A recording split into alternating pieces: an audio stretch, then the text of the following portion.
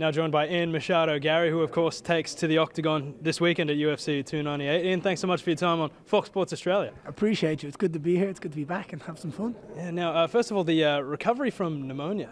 How are you? Is everything all good? Good. I gave it the time and respect it deserved to recover and heal the best I possibly could.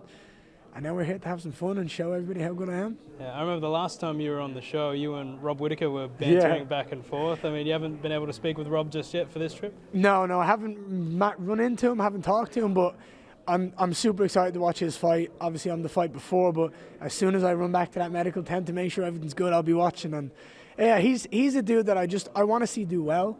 I think he's so talented and he's so good, and I want to see him get back to the top again. I'm just excited as a fan. Yeah, I mean, you're almost like an adopted Brazilian now. Yeah, I mean, exactly, so he's fighting your compatriot in Paulo Costa. Yeah, he's fighting a Brazilian, and obviously I want to stand strong by the Brazilians. Yeah. But it's also like there's some people in their story and everything that's happened that you kind of connect to, and I feel like Rob was one of them. Between the ups and downs of Israel Adesanya and everything that happened, and then the last fight with Dricus du Plessis, I'm like, I didn't feel like I watched the true Robert Whittaker that day, and I'm excited to see him back and see his full potential. I think all of Australia is. Now, regarding your story, Ian, I kind of feel like with all the drama that's taken place since you got sick, like people are starting to forget that you are still 13-0 undefeated. Like a lot's been made of Ilia Topuria being 14-0. I get that he's fighting for a title this weekend, but still, I mean, do you have a point to prove this weekend, do you think? I always have a point to prove. There's always points that can be proven to anyone, whether it's just to me or whether it's to the entire world. I'm showing up here this week to prove that I'm one of the best fighters in this division and that I deserve respect. I deserve to be called the greatest prospect the sport has at the moment. And I'm going to prove that this week. Well, it was supposed to be Geoff Neal for your last fight. Obviously, that didn't take place. How excited are you to finally be getting that one out of the way? I feel like it's an exciting opportunity to go in there second time round and prove it against someone who's number 7 in the world. I mean, this is a guy who hits like a truck, has fought some of the best guys in the world, and now it's my turn to go in there and go, right, this is what I can do. This is what Ian Garry can go in and do to people like Geoff Neal. Well, what can you do to Geoff Neal then? Whatever I want. That's the truth. Yeah. I'm that good, I'll do whatever I want to him on the night. Well, you mentioned that he has been up against some of the best this welterweight division has produced. What do you make of his last fight against Shavkat Rakhmomov? I think Shavkat's phenomenal. I think Shavkat's an amazing fighter, someone we're going to see fight for the title and potentially hold the title very soon. Obviously it's fighting and we will see, but he's on that trajectory. 17-0, 17 finishes, it's unheard of. And Geoff brought him to the wire. Geoff wobbled him, Geoff hurt him, Geoff had an absolute scrap with him. But the truth is, I don't think Shavkat fought intelligently in that fight. Geoff done what Geoff does in every single fight. He cracks that left hand, he rolls everything he has with it, and he goes with venom. Shavkat stood here with him. He stood that close, and he allowed the distance to be closed. I'm going to do my job and maintain that distance.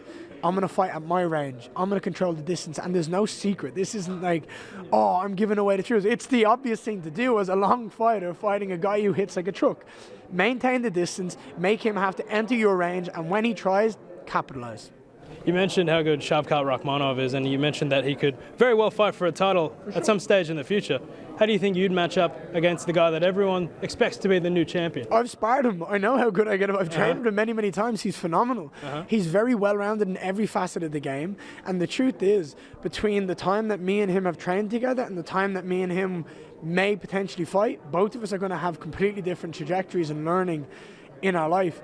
It will be a fight that I'll be very excited for. And I believe it could be undefeated versus undefeated at some point when we fight for the title. Well, how very exciting that could be. Could you imagine a scenario? Sorry to interrupt. Could you imagine a scenario where it's Shavkat is the welterweight champion and I fight Shavkat and I win?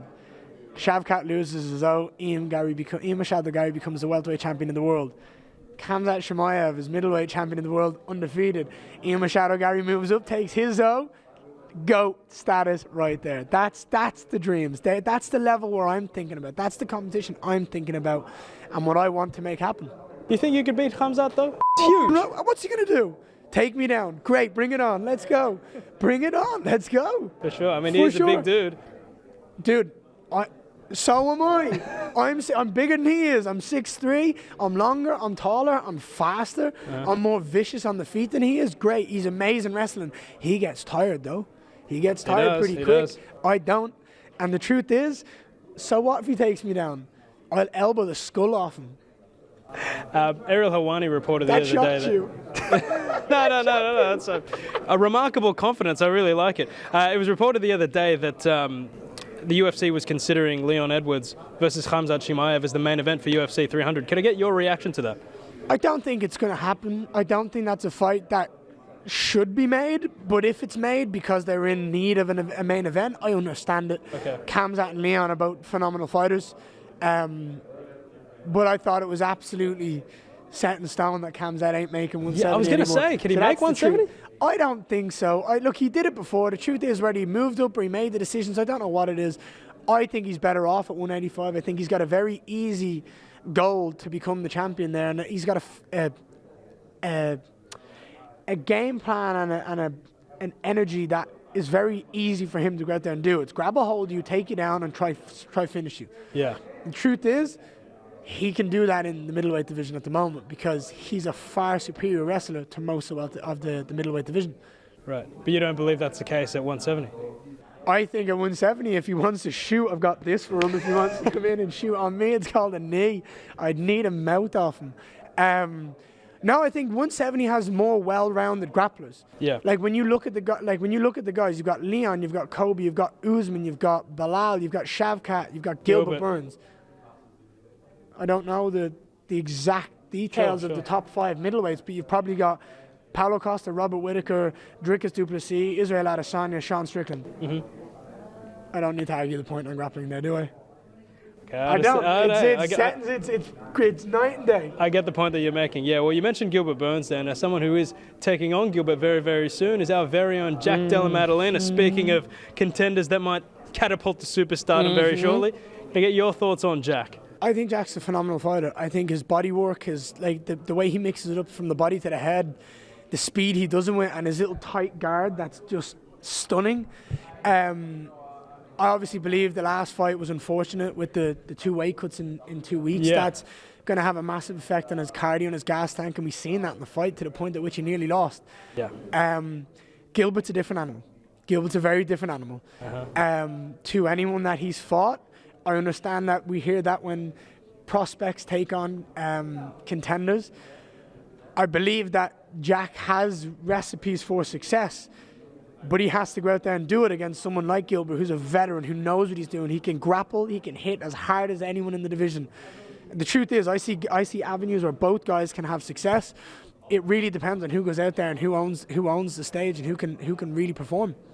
It's a tough test for both. You know, Jack hits hard. Gilbert has phenomenal grappling. Gilbert hits hard. And I think if Jack can go out there and do it, then fair play to him. You said you could see Shavkat being champion.